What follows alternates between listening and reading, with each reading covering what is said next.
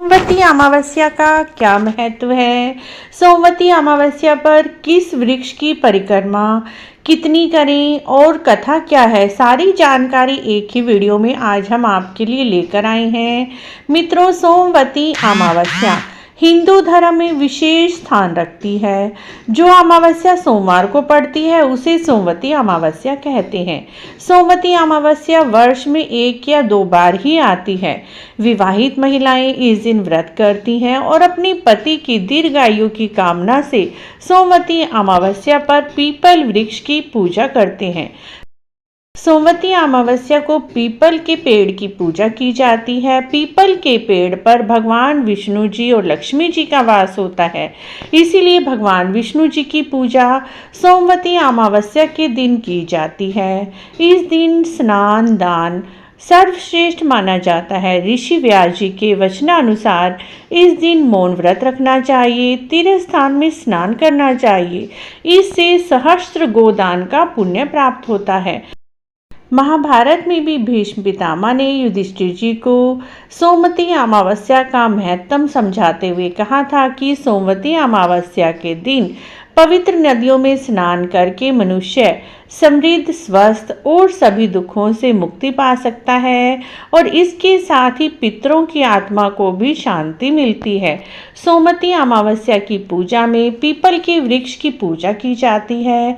People के वृक्ष में माँ लक्ष्मी जी के निमित्त सुहाग का सामान चढ़ाया जाता है, जिसमें बिंदी, मेहंदी, चूड़ी और साड़ी, ब्लाउज ये सब चढ़ाकर आप किसी ब्राह्मणी को दान कर दीजिए। उसके बाद पीपल वृक्ष को सींचकर और धागा लपेटते हुए 108 परिक्रमा करें। परिक्रमा करते समय आप गिनने के लिए कुछ चने के दाने, मूंगफली के दाने ले सकते हैं और उसके बाद भगवान विष्णु जी की पूजा करें। धान, पान और हल्दी को मिलाकर विधि पूर्वक उसको चढ़ाएं और तुलसी के पौधे पर भी चढ़ा सकते हैं। यदि आपके यहाँ पीपल का वृक्ष नहीं है तब आप तुलसी के पौधे को भी सारा सामान चढ़ाकर तुलसी के पौधों के चारों तरफ 108 परिक्रमा लगा सकते हैं और उसके बाद जो भी आपने भोग प्रसाद चढ़ाया है वह सभी में बांटकर स्वयं ग्रहण कर सकते हैं। सोमवती अमावस्या का त्यौहार महिलाओं के लिए प्रमुख त्यौहार है। महिलाएं अपने पति की दीर्घायु के लिए इस दिन व्रत करती हैं। सोमवती अमावस्या के दिन सामर्थ्य के अनुसार दान देना चाहिए। जो महिलाएं हर अमावस्या का व्रत नहीं कर सकती वह सोमवती अमावस्या को व्रत तो अवश्य ही करें। पीपल के पेड़ की 108 बार धागा लपेटते हुए परिक्रमा करें। पीपल के पेड़ की विधि विधान से पूजा करें। इस व्रत के करने से अखंड सौभाग्य की प्राप्ति होती है।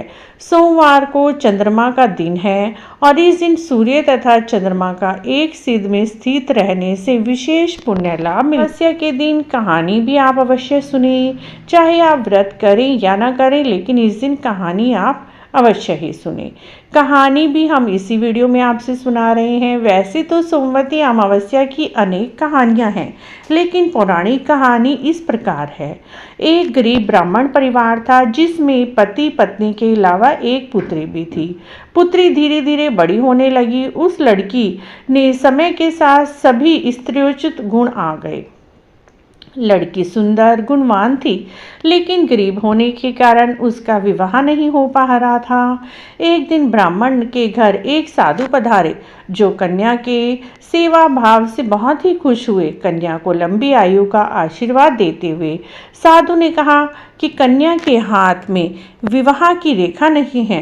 ब्राह्मण दंपत्ति यह सब सुनकर बहुत ही दुखी हुआ और उन्होंने साधु महाराज से कन्या की लंबी उम्र के साथ साथ उसकी विवाह रेखा ना होने का कारण पूछा और पूछा कि कैसे इसके हाथ में विवाह योग बन सकता है। साधु ने कुछ देर विचार करने के बाद अपनी अंतर्दृष्टि से ध्यान करके बताया कि कुछ दूरी पर एक गांव में सोना नाम की धोबन रहती है। वह महिला अपने बेटे और बहुओं के साथ रहती है और वह बहुत ही आचार विचार और संस्कार वाली पतिपरायण स्त्री है। यदि यह कन्या सोना धोबन की सेवा करे और वह महिला इसके शादी में अपनी मांग का सिंदूर लगा दे, उसके बाद ही इस कन्या का विवाह होगा। इस कन्या का वैधव्य योग मिट सकता है। साधु ने यह भी बताया कि वह महिला कहीं भी आती जाती नहीं है। यह बात सुनकर ब्राह्मण ने अपनी बेटी से धोबन की सेवा करने की बात कही। कन्या तड़के ही उठकर सोना धोबन के घर जाकर साफ सफाई करके अन्य काम करके अपने घर वापस आ जाती। सोना धोबन अपनी बहुओं से पूछती कि तुम तड़के ही उठकर सारा काम कर लेती हो, पता भी नहीं चलता। बहुओं ने कहा, माँ जी, मैंने तो सोचा कि आप ही सुबह उठकर सारा काम करती हैं, मैं तो देर से उठती हूँ। इस पर दोनों सास बहू निगरानी करने लगी कि कौन तड़के आकर उनके घर का सारा काम करके चला जाता है। कई दिनों के बाद धोबन ने देखा एक कन्या मुंह अंधेरे घर में आती है, सारा काम करने के बाद जाने लगती है। जब वह जाने लगती है, सोना धोबन उसके पैरों पर गिर पड़ी, पूछने लगी, आप कौन हैं और इस तरह छुपकर मेरे घर की चाकरी क्यों करती हैं? तब कन्या ने साधु द्वारा कही हुई सारी बात सोना धोबन को बता दी। सोना धोबन पतिपरायण थी, उसमें तेज था, वह तैयार हो गई। सोना धोबन के पति थोड़े अस्वस्थ थे। उसने अपनी बहू से अपने लौट आने तक घर पर ही रहने को कहा। सोना धोबन ने जैसे ही अपनी मांग का सिंदूर कन्या की मांग में लगाया, सोना धोबन का पति मर गया। अब जब उसे इस बात का पता चला तो वह घर से निर्जल ही चली गई। वह सोचकर कि रास्ते में पीपल का पेड़ मिलेगा, उसे भंवरी देकर उसकी परिक्रमा करके ही जल ग्रहण करूंगी। उस दिन सोमवती अमावस्या थी। ब्राह्मण के घर मिले पुए पकवान की जगह उसने ईंट के 108 टुकड़े भर कर भंवरी देकर 108 बार पीपल के पेड़ की परिक्रमा की, उसके बाद जल ग्रहण किया। ऐसा करने से उसका मृत पति जीवित हो गया। अब तो सोना धोबन की जय जयकार होने लगी।